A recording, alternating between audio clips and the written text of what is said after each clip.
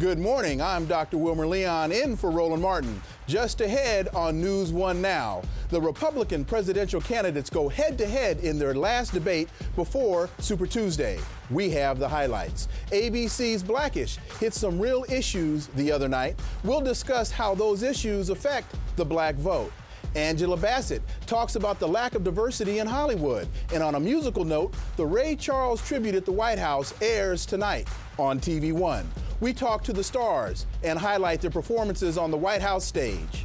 And Grammy-nominated singer Tweet discusses her latest album. News 1 Now starts right now.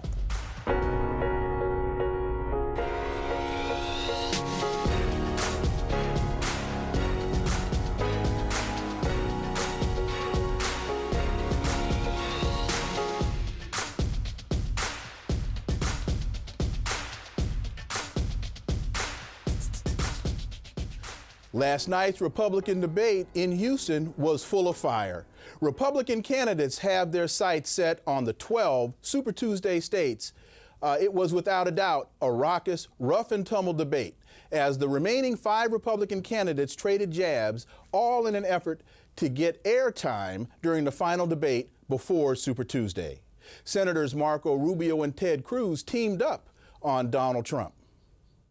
Well, this guy's a choke artist, and this guy's a liar. Anyone who really cared about illegal immigration wouldn't be hiring illegal immigrants. You're the only person on the stage that's ever been fined for hiring people to work on your projects illegally. You hired some workers from Poland. I'm the only one on the stage that's hired people. You haven't hired anybody.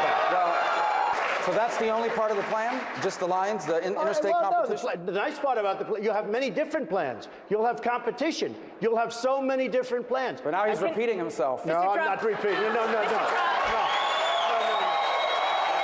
watched him, talking about repeating, I watched him repeat himself 5 times 4 weeks ago. And I saw you repeat yourself 5 times 5 seconds ago.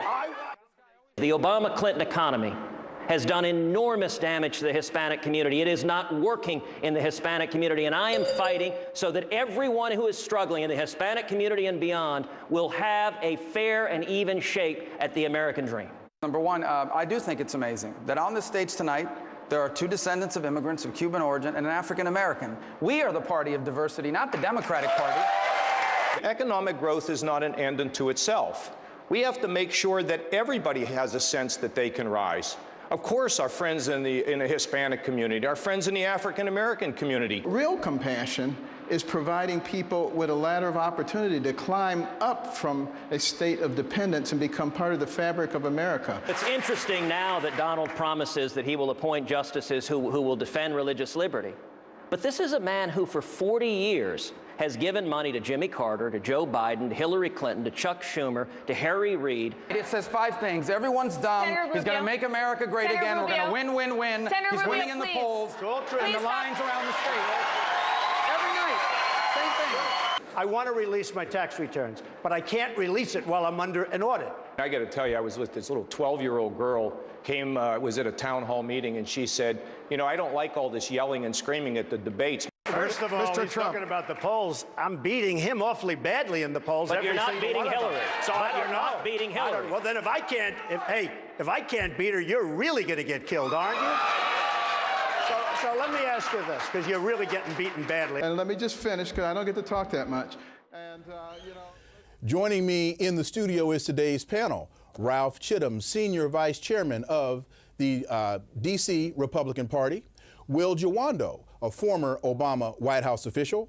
Barbara Arnwine, founding president of Transformative Justice Coalition. And Dr. Christopher Metzler, political scientist and president CEO of FHW Fit. Welcome. Thank you. Thank you. Good to be here. Well, the first question, I guess, for all y'all is who won the debate last night? The people who didn't watch. That's who won. It was painful. It was painful, wasn't it? Oh, it was awful. It was bad. It was. I have never seen a series of debates devolve into schoolyard name-calling and bickering. And the 3 people who are supposedly the leaders, Trump, Cruz, and Rubio, did absolutely nothing to make themselves look presidential last night. But wasn't the only thing better about last night was that instead of 12, there were 5? Because hasn't pretty much this been the standard form that the Republican debates have devolved into? You know, I'm a hope change guy, so I'll try to find some silver lining. I think the good thing you saw was Donald Trump start to be exposed in a smaller format for his lack of depth and his fear-mongering that I think are going to hurt him. I think he might be the nominee, but that will hurt him greatly in a general election with independents and moderate Republicans. And I think you started to see that happen with the double attack. The other thing is what you didn't hear. You know, I was on the elevator this morning with two young women who were coming up and talking about, man, I wish I had some time off. You didn't hear about paid family medical leave and equal pay for equal work for women. You didn't hear about college affordability except to attack Trump for his Trump University. So there's a lot of issues you didn't hear about, and I think that's the other theme from last night. Barbara? Well, you didn't hear anything about gun violence either, even though there had been this horrible incident that very day. I think that the reality is that yesterday was a very defining moment. I thought Trump did some interesting things during the debate. His, statements about Planned Parenthood, his positions on health care, and I found it interesting because what I thought the overall effect of that was not to make him look less conservative, but possibly to make him look more reasonable. That's very deep. I think that last night will actually give us, a whole different sense. And I really did like the fact that we got to hear from everybody finally without such a crowded field. Chris? Well, I mean, I think, you don't really need to do anything to make Trump sound less conservative because he's not a conservative. Right. That's 100% clear. I mean, I think what you saw last night was this schoolyard bullying that's going on. And this pointing and name calling. By all of them. Yeah, and I'm like, okay, so we're going to talk about the issues when. Right. But again, that's been consistent throughout all of these debates. It's been this plethora of personal attacks. Yes. And there has been so little discussion about policy that you wonder, are these folks running for the office of the president, or are they running to be the head of a fraternity? And I don't even know that a head of a fraternity would devolve into this kind of foolishness. That's the status quo of American politics. Right. You're not going to get substantive arguments. You're not going to get substantive debates during the election. I don't know about that. Have you listened to the discussions between Hillary Clinton? That's exactly right.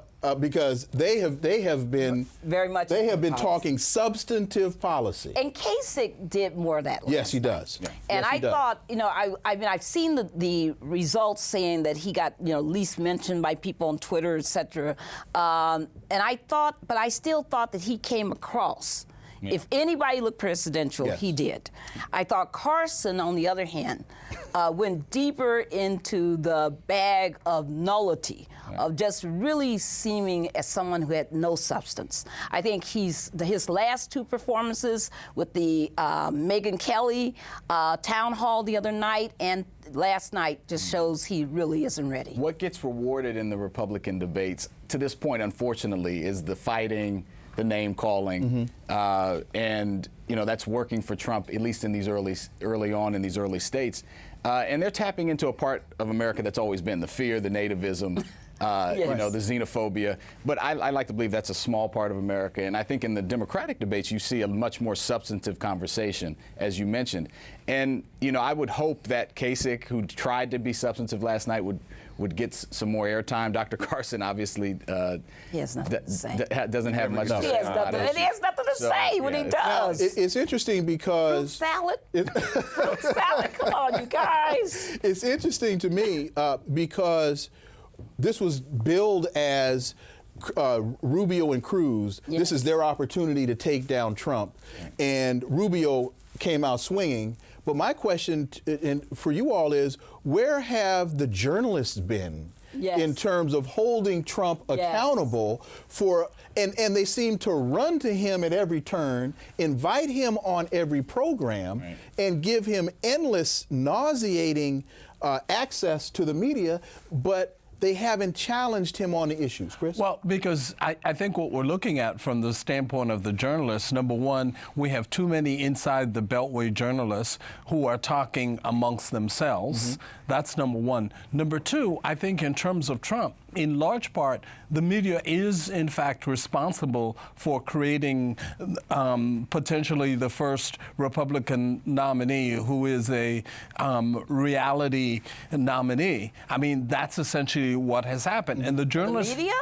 The media, not the party? I mean, I think you're reaping the benefits of everything that you've sown. I mean, this is your harvest. No, he's right in your sweet spot. He's talking what this party has built over the last decade. It's a sad commentary, but this is the result. I mean, I wrote a piece. Donald Trump is the Republican Frankenstein, right? And the supposed sensible part of the party are now the villagers chasing him with the pitchfork and the torches. If you look at what's happened in the first few contests, New Hampshire was a mixed primary. Independents could vote. South Carolina was an open primary. Democrats could vote. The only primary that Donald Trump has won where only Republicans could vote so far has been Nevada. So an argument really could be made that we really don't know the extent of his Republican support across the country because he has only won one contest in which only Republicans could vote. Let me give you an example of what the impact of Donald Trump is.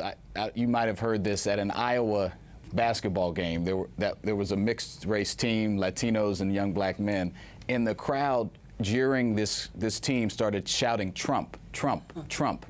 And if that doesn't, that's one example. But to your point of what they're tapping into in the Republican Party, of course. This has been fomenting for years, anti-immigrant, anti-people that are low income. And so this anger that he's tapping into is very Republican in the mainstream, unfortunately. Not anti-immigrant, anti-illegal immigrant. There's a huge difference. And don't be talking about, this is inside the Beltway media, because Zucker has built him. CNN. I mean, that's not Beltway. I just think that if you look at, what's going on here, is that America is, white America is still angry about Obama. They're happy to have anybody who comes across as the John Wayne Great White Hope. And that's what Trump is tapping into and riding all the way. He's going to run the table on Tuesday. Watch him. Watch him win all those states. And your whole argument about who's Republican, you're going to see it on Tuesday as he takes state after state after state and may even take Texas from Cruz. Let's watch what happens. Let me ask you this. According to Ted Cruz, we're just one justice away from a liberal majority. First of all, is that true? I think the answer there is probably yes. But is that a bad thing? Well, and especially since the Republicans have dominated. I mean, and I'm sorry, the conservative Republican-dominated court has been in power since the 70s. Whoever said that the conservative wing has a right to the court? That has never been anything in the Constitution. So I think that, this is absolutely an opportunity for the court to get some better balance, because right now it's totally out of alignment. Well, but I think and it's holding back America. But this is the problem for me with the whole court conversation. The idea that we have so politicized the Supreme Court of the United States is baffling to me, because that's why they have a lifetime appointment. That's not what it was intended to do. So on both sides, what we have is people jockeying for the court to fit their particular political agenda. So I think that's very disconcerting for a representative republic such as what we have. And I want to be very clear. You're talking about the Republican this and the Republican that. I think the issue is there is a clear distinction in my mind between conservatives and Republicans. Clear distinction in my mind.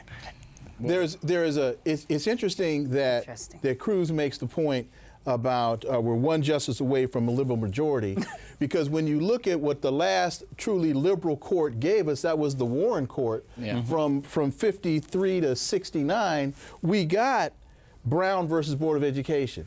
We got Miranda rights. We got the exclusionary rule. We got the extended right to counsel. We got the right to privacy, which, by the way, now the big debate has to do with this cell phone and what? The right to privacy. Right. So just as these conservatives or Republicans or these conservative Republicans, however you want to label them, are now screaming about this liberalism, it was this liberalism that gave us some of the most fundamental rights that we are so glad to have today. But also don't forget that this so-called conservative court is the one that gave us Obamacare and gay marriage. Well, and here's the other. Ask somebody who's uninsured. Ask somebody who was uninsured until last September how they feel about the Affordable Care Act and how they feel about right to health care, and they'll probably tell you it wasn't a bad idea. And here's the thing: the court, gets this rap. It's always been political. Number one, I mean, going Dred Scott. I mean, it's political. Right. So, but the other thing is, Anthony Kennedy. There's swing members on this court. The idea that it's going to be totally one way or the other, I think this would bring it in greater balance, actually, when the Senate, and then we should talk about how the Constitution says the president shall appoint and the Senate shall Oh, that's just utterly, I didn't want to waste a whole lot of time trying to explain to Mitch McConnell what the Constitution actually requires and whose job it is to nominate and what the Senate's obligation is once the president does put that nomination forward. And this court is too extreme. I mean, 2 years ago, 3 years ago, they eviscerated Section 5 of the Voting Rights Act, an act that the Warren Court helped to uphold and found constitutional, and that Republican president after Republican president had also supported. And all of a sudden, you get this madness on the court with Chief Justice Roberts, who had always been opposed to the Voting Rights Act, ever since his entire career was built on his opposition to that act, getting the opportunity to do what he wanted to do, and Antonin Scalia, deceased justice, who also, talked about racial entitlements and all the rest of the nonsense. That Voting Rights Act, the saddest thing about this election coming up is we got 16 states that are going to be implementing new voter restrictions because of the absolute lack of protection and people are going to be disenfranchised. Absolutely, and that's the whole purpose. Coming up, we'll discuss why the presidential candidates aren't using current day issues as an opportunity to connect with African American voters. The ABC sitcom Blackish covered some tough issues that we all should be discussing at home. We'll break it down with our panel. Plus, singer Tweet is here to talk about her upcoming album, Charlene. For the latest news, stay up to date and informed on NewsOneNow.com. Hit me up with your thoughts on Twitter at Dr. W. Leon or News One or on our News One Facebook page. It's 17 past the hour. Stay with us. We'll be right back.